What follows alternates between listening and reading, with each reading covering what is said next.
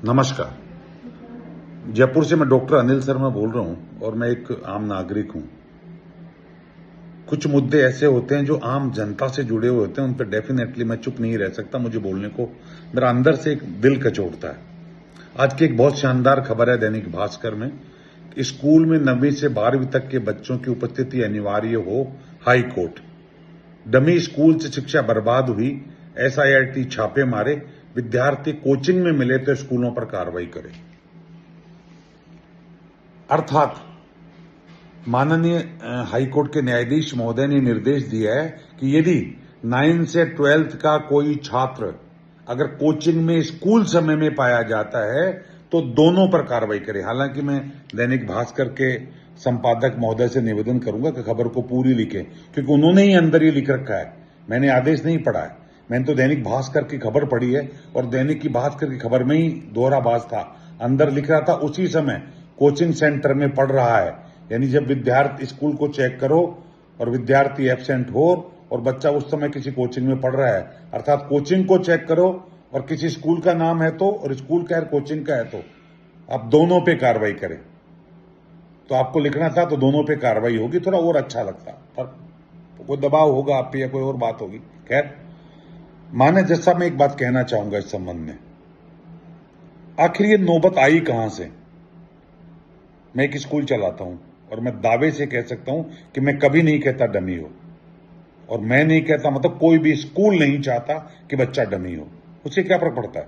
सारे बच्चे डमी नहीं होते हैं, जैसा मैं बता दूं आपको। ये चंद बच्चे होते हैं जिनके माँ बाप उनको कुछ बड़ा बनाना चाहते हैं, और हो सकता है इनमें कुछ बच्चे होशियार हों और बाकी माँ बाप की जबरदस्ती का शिकार हों। ये दोनों प्रकार के बच्चे होते हैं। मैं एक शिक्षक के रूप में बता रहा हूं आपको। स्कूल नहीं चाहता डमी। हमें तो बाकी बच्चों को पढ़ाने के लिए टीचर रखना पड़ता, तो इनको भी पढ़ा लेंगे, हमें क्या जोर आता है? कुछ नहीं आता।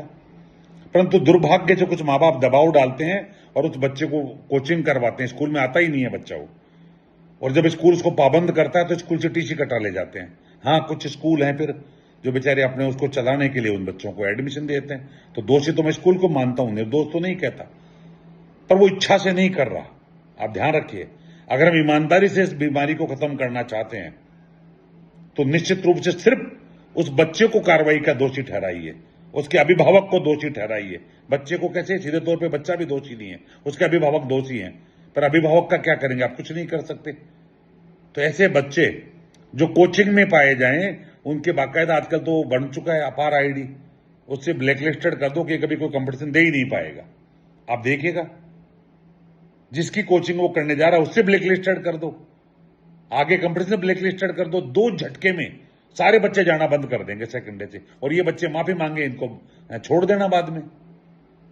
पर शायद आप ऐसा नहीं कर पाओ तो फिर कुछ नहीं होगा। वो ये हालांकि तंबाकू की सिगरेट पे सिगरेट पीना हानिकारक है लिख के, और हजारों करोड़ों की सिगरेट बिक रही है। शराब पीना हानिकारक है, शराब बिक रही है। ऐसे ये कोचिंग चलते रहेंगे। मैं खुद एक कलेक्टर से मिला हूं, अलवर के से, अग्रवाल से।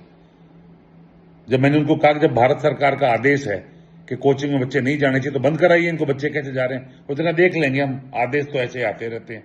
बताइए आप, ये कलेक्टर के हाल थे। तो जब तक बच्चे पे कार्रवाई नहीं होगी, बच्चा जाना बंद नहीं करेगा, कुछ नहीं हो सकता। तो प्लीज मेरा हाथ जोड़कर निवेदन है, ऐसा करें। जय हिंद, जय भारत।